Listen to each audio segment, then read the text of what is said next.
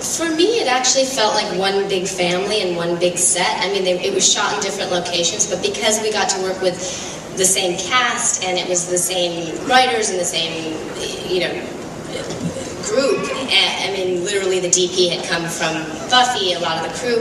It really sort of just felt like one extended experience as far as I was concerned. Yeah, pretty much. It was just one big show.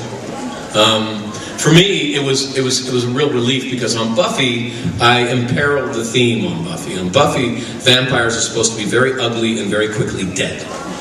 And Joss got talked into one romantic vampire. We were supposed to be ugly? Well, you know, we're frumpy. We get frumpy, yeah. Because we're supposed to be, we stand in for all of the challenges of adolescence, all of the things you have to get over in order to grow up and not give up on yourself, not give up on the world, all of that. So we're supposed to be conquered, and you're not supposed to think, because when a vampire bites someone, it's very sexual, and Joss is like, I don't want that to be sexual. I want them ugly when they do that. That's why we vamped out. And he got talked into one romantic vampire, and that was Angel, by his writing partner, David Greenwald. And Angel takes off like a Angel takes off like a shot, right? And Joss is like, okay, that's the one. But that's it. That's all you get. And then we came along. And you guys liked us a lot.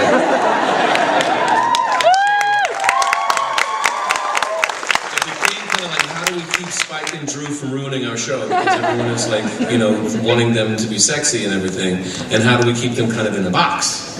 And so I always felt like I was a little bit in a box on Buffy. But on Angel, it was a totally different thing. The lead was a vampire, and they let me out of the box, and I could just go mess with David all day.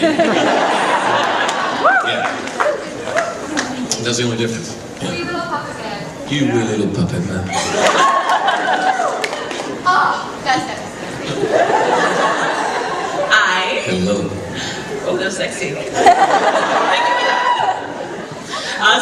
To the both of you, I was wondering, did you ever have any moment where you're looking over the script or you're rehearsing and you come across a line or something that happens and you just pause and you look at Joss and go, really?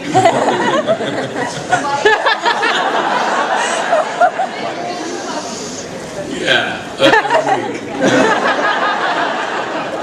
Wow, okay.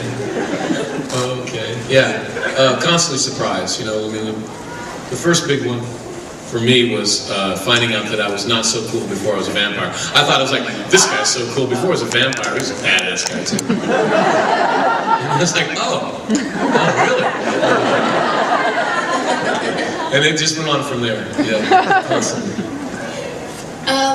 Surprised in a delighted way in terms of going, oh, that's really interesting, or that fills in a bit of that I didn't know, was in his head, or that kind of thing. I mean, I think when I was cast, he actually told me that he'd had Spike and Drew running around in his head for 10 years, and we sat down and had this really creative meeting where he explained a lot of what he wanted out of the characters and what he had in mind, and so I had a good understanding, and then you sort of turn a page literally and get glean a little bit more in those times. Thank you so much.